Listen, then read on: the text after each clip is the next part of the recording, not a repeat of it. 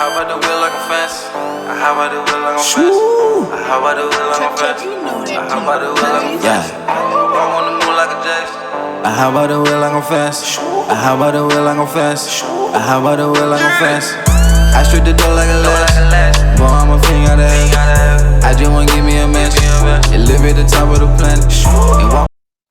Welcome back to another Classic Conversation episode. We got a special guest today, Mr. Rob Hardy, film director, producer, screenwriter, television director, NCAA award winner. So he a plethora of things that he has done. So we're gonna talk to him today. Appreciate you for joining, man. Hey, appreciate you having me, man. No doubt. Man, so tell us a little bit how you got started in the film business. I know you went to Florida A&M University. Yeah. So how was that? I guess we'll start out from the backstory and then come forward. How was that? Hey, FAMU was amazing. I had a good time down there. Tallahassee, shout out in the 90s. It was a culture shock for me because I grew up in Philly. And the first time I went to FAMU was when I got accepted. So I never went and saw it before. So culture was different. Bass music, Luke, Clay D, Splack Pack, all those 90s groups were real big back then. And but it was amazing because you just had all these different kids from different parts of the country. So Atlanta, DC, Detroit, Chicago, Texas, and everybody kind of had their own flavor. And so it kind of was, once you were at the school, nobody cared where you was from, how you got there, what you did, who you with, you there, so you family. And I just really love that vibe, and that kind of set the stage. For me to be able to do my first, movie. I did a project in high school called G-Man. It was like this superhero thing on camcorder. But when I went to FAM, my homeboys saw what I did, and they know that I liked filmmaking, and they were like, "Hey, we should do something here. You the film guy." So that kind of like led to it, and everybody kind of started putting their stuff together to make that first movie called Chocolate City. That's what's up. That's big, man. So you did that while you was at FAM? Yes, I did. So what's crazy is that a good friend of mine at school wanted to be a business guy. He wanted to have his own business, so he always had a hustle. I wanted to be the filmmaker, so Chocolate City was our first project. That guy was Will Packer, so he wanted to become my business partner. He did a bunch of movies from, Girls Trip, Beast, Ride Along, etc. But that was the homie from FAMU, and we got our start together on that project. That's what's up. What's up. That's big, man. That's big to ever do that in college. That's super big to know what you wanted to do. So when did you know like film was your thing? When did you know like this is what I want to do with my life? Was it something like a hobby and you still had other stuff going on? You just always knew it was film? Nah, so it was a hobby when I was in high school, and just I knew. So before everybody had cell phones and then cell phones with cameras, you had to have a camcorder, like a videotape recorder. And you had to have some bread to make that happen. And I didn't have that, but I knew a homeboy that did. So we would shoot little stuff around the way, like little music videos or whatever. And people were into that. And that was what led to us doing our first mini movie in high school. And when we showed it, that's when folks was like, yo, you ought to do this for a living. At the time, Spike Lee was out. He was big. The movie House Party had just came out, New Jack City. So it was a lot, Mario Van Peebles and the Hudlin Brothers. So it was a lot of Black filmmakers that were out at that time. And so the idea was in the back of my head, like, man, that film thing sounds cool. But my dad was like, man, that ain't no real business. And we don't know any filmmakers, and we don't live in Hollywood. So I just kind of filed that away. And I thought, well, maybe if I major in something like engineering where I could get me a job, maybe I could parlay that into special effects, to parlay that into movies one day. Right. And then when I went to FAM, we wound up doing the movie way sooner. And so once we shot it and put it in the theater in Tallahassee, we made like $10,000 brown paper bag money legal. And so when that happened, I was like, wow, they paid us. To do this. And Right. so once I got paid, or once we got paid for the hobby, it was over with. Then we were like in hustle mode, trying to figure out how to make this into a career. Cool. So how hard is it like breaking into the film industry? Was it tough for y'all, or was it something that because y'all the stuff that y'all was showing related to, I guess, our people so much that they gravitated toward it? Is it still a hard business to crack the code on? It is hard to get into because, well, it's hard to have a career there because so many people want to do it. Right. Right. It's like so many people want to be an actor or a director or a writer, or they have ideas for whatever. But what makes you do it is by going out and doing it. So I tell people all the time, yo, you want to write, then don't wait for an opportunity, start writing. And then when you start writing stuff, shoot it yourself and then put it in the festival, put it in the contest. And it doesn't matter if you don't make it, if you don't win, do it again. Because the more you doing it, you live in the dream. And then you're gonna find a way to get some level of success. And that's what leads to the career. Because once you, let's just say, you know, you get an internship, you go and they have a contest, they give you an internship, so you could be a writer or you could be an actor or whatever. Then once you get there, you're going to stay at that level until you do something else on the side to level up. The business is all about leveling up, and you only going to level up when you hustle on the side to show people, nah, I'm not just the entry level person, I'm this person. That's your hustle, and that's what's going to get you in the business, and that's what's going to sustain you and get you to where you want to be. That's what's up. Yeah. That's what's up. So it was a grind for you nonstop. So 100%. how difficult was that, you trying to break into the music business, right? You going to school. I'm pretty sure you had other stuff going on. Like, how did you prioritize? Or was it just, all right, on the weekend, I'm shooting every weekend. I'm shooting when I get out of class. Like, how was it? So it was a side hustle. That, and I'll be honest with you, over time, like my grades took a hit, you know what I'm saying? Just pouring into it. Because at first it was like I was there and I had these summer internships in engineering, and I knew off top that that's not what I wanted to do. I just felt like, okay, you know, I'm in school for this, but it's not my passion. I don't love this, and I can't see doing this for 25 years. No shade on engineers. Right. Good business. Just wasn't my passion, wasn't my hustle. And so then, but when I would write something and we try to put together something, I was just doing that for free because I loved it. And it was something inside of me where it was like, you doing it, but you're doing it with other people that's passionate about stuff too. So if you want to act and you in a movie and the other person want to do music or the other person want to shoot the camera and we all together, we feeding off that energy. So together, that's what's moving you forward. It's like, yo, so this weekend, here's what we getting ready to do. And then you put all that stuff together. So we would shoot at night, after school and on weekends, and until it was done. And then people would hear about it. And we had a homeboy at the radio station that cut some commercials for us. We knew somebody at the local TV station. So when the music video shows came on, they drop it. I guess now you can just do that online. But back then, you know, you had to watch the TV show or hear the radio show. And we knew people there, and we put our stuff out there. So it made it like a FAMU thing. So if you went to FAM, it was like, yeah, they shot a movie on our campus. It's our thing. And you know, it was special because the whole school embraced us. So we would have never made it had we not come from a place where they showed us that much love.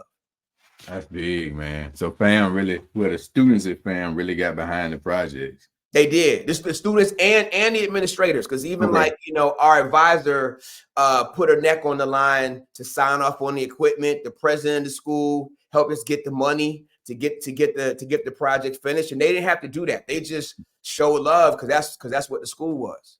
That's what's up, man. I always heard a lot of great things about FAM. I went to Troy, but I always heard a lot of great things about FAM. We used to play them in ball sometimes. Tell me about some of these films, man. So what's the biggest project that you've been associated with?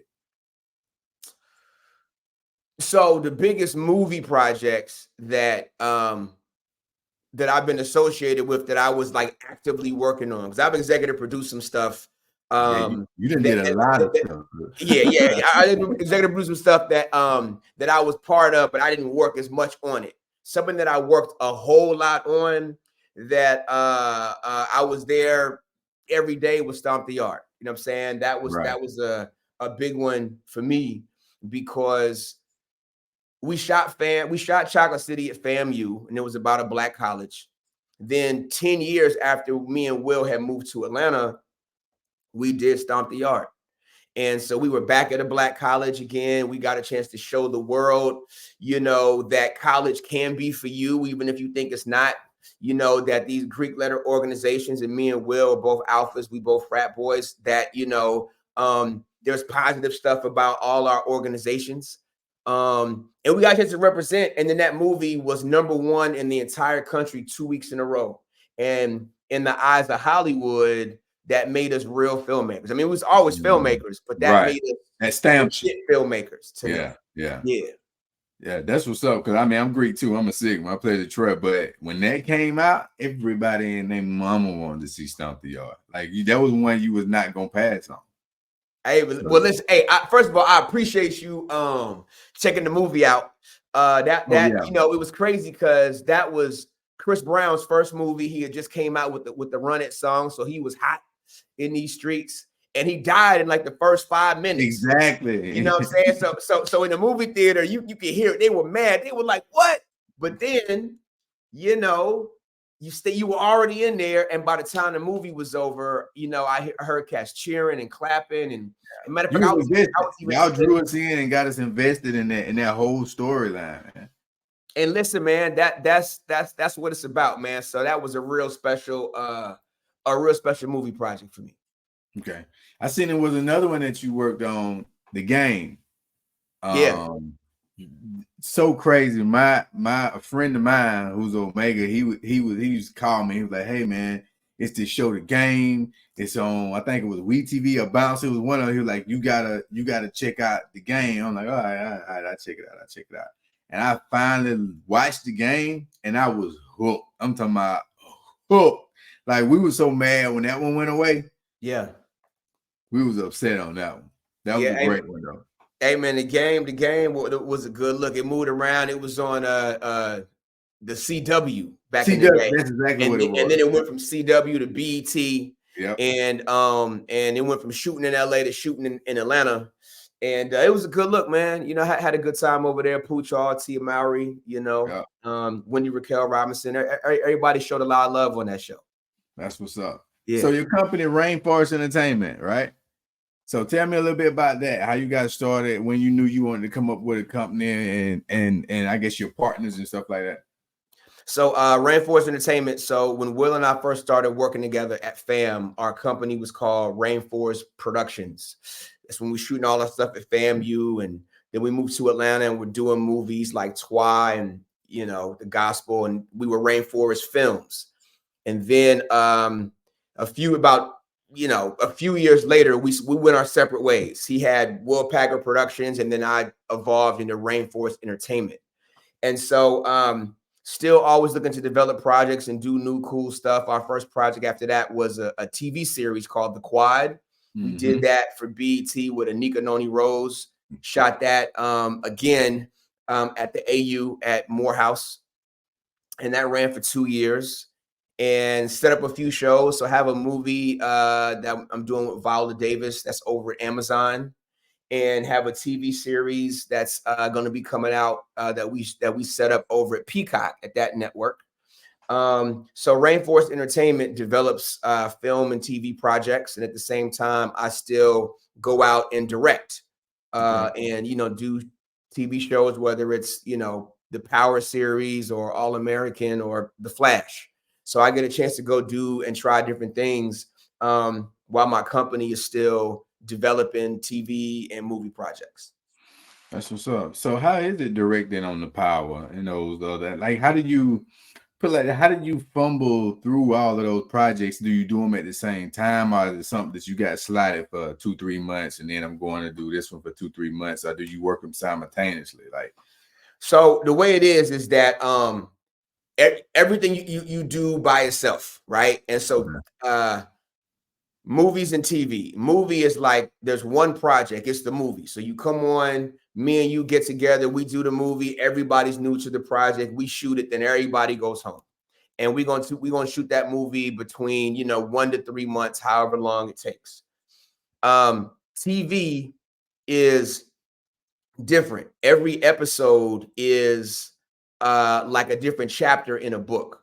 And so to make it happen, you got to get different directors, because you got pre-production when you getting everything set up and you pick the locations, you pick the guest actors, whatever. You got productions when you shooting it, and you got post-productions when you edit it.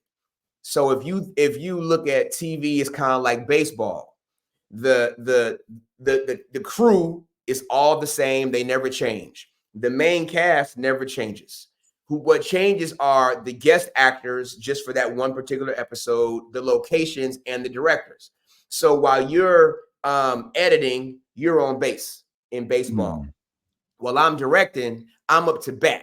I'm about to hit the ball. While the next person is prepping their episode, they're in pre-production, they in the hole. And so it's the rotation, and that's how it goes. So as soon as the person's on base and I hit, then I get on base. They go home, they done with their episode. I'm editing. The person that was on deck comes up, they bat, they're in production. The person that was in the dugout, they go to the hole, and they on deck in pre-production. And that's how you're able to kind of continue that going. So I'll do an episode of Raising Canaan, and then when that's over, I'll go leave and go do an episode of, Blackish or Shameless or something like that over here. And that's how I'll keep moving around. I'll jump into that rotation, to that rotation, and that rotation. That's crazy. That's crazy. Because we thinking, I guess, out here the whole time that the same person doing it all the way through, but y'all rotating. That's kind of dope, though. Yeah. So that way you get a different flavor. And sometimes on some shows, they'll do like blocks where I may shoot episode 1 and 2 together, and I'll plan them out. And so if we go to your house to do a scene, it may be a scene from episode 1 and 2 scenes from episode 2. And I just got to be able to balance that stuff out. And I do that. And then the next director comes in, they do episodes 3 and 4 together in a block. So that's called block shooting. And sometimes that happens in TV too, but you still rotate between directors. That's what's up. Yeah. So what you do in your free time, man? Because it's not like you be busy. Like, what do you do for fun? Film is your fun. Like, what do you do for fun? Hey, so look, so I'm a family guy, hang out with the fam, we kick it, do things, we travel. I like sports, and I hang out with my homeboys, and we'll just kind of kick back and do stuff. But I'm a social dude. So if I'm not working or hustling somehow, I'm usually, either with the fam or kicking it with my friends and just trying to, lay back and, get a good mood, some good food, or some new excursion, go to a concert or something like that. So Right. just trying to live life. That's what's up. So I guess dealing with film, how into music are you? Because I know film and kind of music kind of intertwined. Do you dibble and dab in music or picking records? I'm gonna ask you this: what's the process of picking the music, making sure you got the right shots? I guess most of that come in post-production, but like, what's that process? Is it a group of people, or is it just 1 or 2 people, or is it a team? So you have what's called a music supervisor on a show, movie or a TV show. And the music supervisor's job is to go and find music that they can put in the show, right? And you got big artists and you got up and coming artists, and then you got the score. And the score is like all the silent music. So you know what I'm saying, that you hear, or those theme musics that let you know, oh, it's scary, or it's something bad is about to happen. So the music supervisor is over all of that. But as the director, you want to come in and have an idea for what you want to do. And the kind of music and sound that you're looking for. So I'll give you an example. I did the pilot or the first episode for Raising Canaan, Power Book 3. So it's set in the 90s, and it's all about, well, what are the songs that reflect 1991 Right. and what was hot then. And because they're in Queens, what was hot in Queens? When they go to Manhattan, what's hot in Manhattan at that time? So that way it feels like so it feels like you from that era and you want all the stuff to make you feel something. So for me, I love music. So I'll go and make a whole soundtrack, a whole playlist. Right. And I'll just grab songs and I'll vibe off it when I'm in pre-production. And then I'll say, you know what? I'm going to put this in that scene over there. So that's already in my head, and that's going to help drive the way I put something together. And then I'll give it to the editor. They'll fly it in, and then the music supervisor, they'll put it into the cut, but the music supervisor has to see if we can afford it. Because if you're a big artist, the license. Yeah, man. Let's say you you Outkast, Tip, Jeezy, whomever, insert name, and for your one song, you trying to charge $50,000. Yeah, that may be my whole budget. So guess what? I'm not about to have right. Can't do it in the song in the show. It's not happening. That's what's up. Yeah, that's what's up. So, I guess what project would you say is the closest to you being the most? Like, what's your baby? What's the one that means the most important to you? That's tough because different ones mean different things to me for different reasons. But what I will say, if I had to pick one, I would say All American. And I would say that because that was a show about a kid that lived in the neighborhood that got a chance to go across town to go to school. Mm-hmm. And the good and bad side of both of that. What was good and bad about his neighborhood, and what kind of heat did he get from his folks because he sold out or went away. Right. And then what was good and bad about the place where he went, and right. the kind of heat that he got for being there. And I felt like that was a real relatable thing to anybody that wants to go make a move from wherever you from, where you got to step out on your own. And also it gave me an opportunity and even though I'm not a Cali dude, but it gave me an opportunity to show what was beautiful and amazing about South Central or South Los Angeles. Mm-hmm. Because a lot of times as an outsider, all we hear is gangs, graffiti, cops. That's all we hear.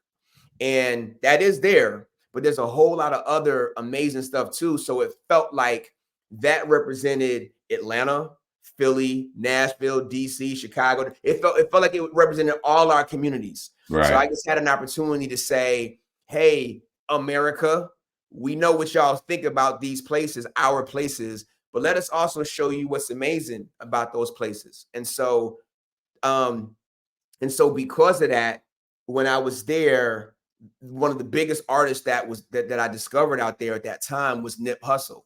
And that was before, obviously before he passed or whatever. Right. And so much of his music was in that pilot, so much of his clothes, all of that. So it just felt like some LA stuff. And, I'm really proud of that. And at a time when everybody was home behind the pandemic and George Floyd, a lot of people found that show when it was on Netflix. And we got to speak about a lot of, real issues in our country. So I was very proud of that. Yeah, and it was dope. I think how y'all reflected Nip in that show. Because I watched it through and through, and y'all tackled a lot of stuff, from friendships to mental health to everything in there. I mean, like you know, as a man, you ain't trying to cry while you're watching the show, but sometimes you got to ball your feet up in the bottom of your shoes, because it's tough. But that was one of my shows, I must say, and still is. I mean, that was a good one. My whole family and everybody around was watching that show, especially when we was locked in for the pandemic. But what was the thought process of coming up with that? I mean, was it just, hey, I want to touch? Was it something that was already wrote, or was something that y'all wrote? How did y'all come up with that? Now, it was something that was already going. So there was a writer, April Blair. She created a series. And the show was inspired by this guy, Spencer Paysinger, a real guy, grew up in South Central, Van Ness Park area. And he was a football guy that got a chance to go play at Beverly. Beverly High. So that was the story. And so I got, I went ahead and came out and interviewed to do the pilot. But my vision for it is, kind of what I mentioned was I didn't want it to be about guy from our community and the whole community is messed up. He goes across town to a different community and that community is amazing and he never goes home. That wasn't the story I wanted to tell. Story I wanted to tell was what's good and bad about both places to make it relatable. And if we don't show what's good about his neighborhood, then there's no conflict. Then he should just leave and never come back. Exactly. But is it art and culture and love and is it clean? And is there family? Like all those things that make us want to go home. Let's show that. So that way, when he goes away, we know why he's homesick. We know why he wants to go back there. Exactly. You know what I'm saying? And that's all of us. When you go back to Mississippi, it's that fishing hole, man. You know what I'm saying? You understand what I'm saying? All that stuff that's back in the sip is what makes the sip fly. And look, it may not be Detroit, but it's the sip. And so I want to make sure that we can embrace that and show people that. That's what's up. And I think it's dope too how you intertwined both of them. Like you intertwined where he came from and then to what he met, and they ended up becoming one big family. So that was super dope. And I think that goes to show, like you were saying, that you can always want more for yourself, but you ain't got to forget about where you come from, Right. And then sometimes if you got the right people, you can bring the people that you got with you and show them new things and make them progress. So that was super dope, man. Super dope. Well, and it's also understanding that sometimes when you go do that, everybody may not be happy for you, but you got to do it and open the door anyway. Yeah. And then Spencer's homeboy Chris eventually came through and did his own thing. Not that he had to go to Beverly because he still stayed at Crenshaw, but it was the fact that once his man left, he saw that his man didn't sell out. His man was just having to do what he did, and he still opened the door for him. So it was like, you know what? Maybe I could do something too. And I feel like, that's how we got to be as people. Absolutely. That's how we all should be. Turn around and pull one up, help. Like you doing for me. I appreciate you hopping on this because you didn't have to. Nah, look, I appreciate the love and I appreciate you going out there and doing your thing. That's big. That's what's up. I appreciate it. But we ain't gonna hold you, but how we end our show. Every time we end the show, we give motivation. So what's your motivation for the week? My motivation for the week is whatever you need and whatever you're looking for, you pray about it and you find it within yourself. So, it'd be great if somebody gave you the hookup. It'd be great if you won the contest, but your path and your success is going to come from what's in here and what's up here. And I think if you pray for that plan and you stick to it, and you start looking for in here and what's up here as far as what makes you happy and what motivates you, you're going to get a lot of what you want. And you're going to feel way better getting all of that coming from here and here than you will getting a hookup from somebody else. And then you got to do whatever they say to keep, staying in that lane. Ownership. Ooh, that one run deep. But man, we appreciate you for coming on. Can't say thank you enough. You're always welcome to come back. Let people know how they can find you, where they can catch you at, where they can get your new shows at. Absolute. Well, you can follow me on the gram at Real REAL Rob Hardy ROBHARDY. Raising Canaan that I work on is running right now on Stars. Comes on every Friday. It's streaming on Stars or on Hulu. So you can see that. All American is still shooting. It's going to be back on the CW real soon. And look out for some other projects that we got coming your way. I'll have some updates soon. So hopefully I have some big stuff to announce real soon. Man, that will always come back when you do. We here, man. We appreciate you, brother. Hey, I appreciate you. All right. All right. Take a light.